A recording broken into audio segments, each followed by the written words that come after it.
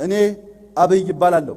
እኔ ኦሮሞ ነኝ። እኔ የተዋጋው እኔ ያሸነፍኩ እኔ የተጎዳው እኔ የቆሰልኩ እኔ ኢትዮጵያ ጠቅላይ ሚኒስትር ሆኜ እኔ ንጉስ ነኝ። ሁልጊዜ እኔን የሚያክል የፌስቡክ ፎሎወር ያለው ኢትዮጵያ የለም። እኔ በልጅነቴ የሶስተኛ ክፍል እና የአራተኛ ክፍል ተማሪ እያለሁ ፎቶ አልነሳም። እኔን ለመግደል የምታደርጉት ሙከራ ተው አይጠቅማችሁም። እኔ ደግሞ በተፈጥሮ የመለመን ጸጋ አለኝ።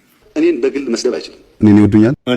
እኔ ባጃችሁት ቪዲዮ ላይ እንደታየው እንግዲህ አንድ ሀገርና ህዝብን ይመራል የሚባል ግለሰብ በየመድረኩ እኔ አብይ ይባላለሁ፣ የተዋጋሁት እኔ፣ ያሸነፍኩት እኔ፣ ንጉስ ነኝ፣ ያለ እኔ ኢትዮጵያ አትተርፍም፣ ሞተው እኔ እያለ ሁሉን ነገር ወደ ግልማነቱ ሲሰበስብ ማየት የመሪነት ጥበብ ሳይሆን ከፍተኛ የሆነ የከፋ የስነ ልቦናና ይህ የጥልቅ ናርሲሲዝም መረበሽ አስፈሪ መገለጫ ነው። ይህ አይነቱ የአእምሮ ህመምና ራስን እንደ ብቸኛ አምላክና ዳኛ አድርጎ የመቁጠር አባዜ ደግሞ በስነ ልቦና ሳይንስ ምንድነው የትልቅነት ቅዠት ወይም ሜጋሎማኒያ ተብሎ የሚጠራ ሲሆን የታሪክ ማህደር ደግሞ ይህንን በሽታ የመጨረሻው የውድቀትና የወደፊት ውርደት ዋዜማ አድርጎ ይጽፈዋል።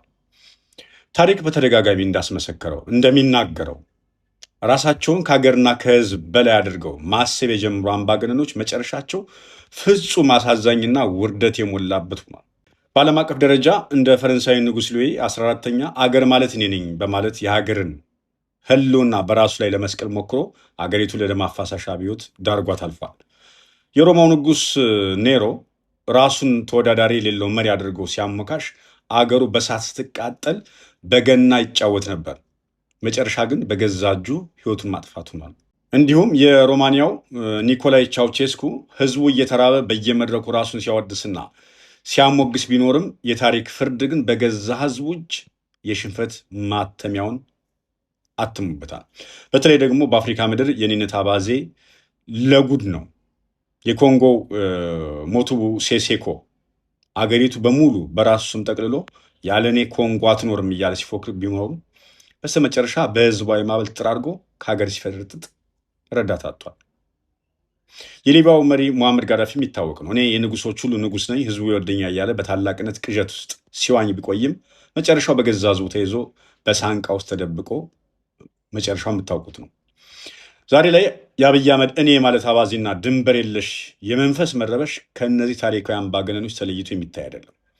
ሁሉንም የህዝብ መስዋዕትነትና የሀገር ጥረት ወደ አንድ ግለሰብ እኔነት ማጥበብ የጠለቀ የውስጥ ፍርሃትና የብቸኝነት ስነ ልቦና ስብራት ውጤት ነው።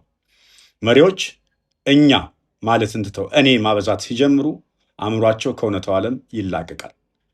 የታሪክ የማይቀየር ህግ ደግሞ ግልጽ ነው። ራስን ከሀገር በላይ አድርጎ የመቁጠር የታላቅነት ቅዠት ሲጠና 4 ኪሎ የተቀመጠው አምባገነን የቱንም ያህል ቢፎክር የውድቀቱ ጥቁር ጥላ ከላዩ ላይ እንዳንዣበበ እንደሆነ ያረጋግጣል። እኔ በቅርቡ ይፈጸማል።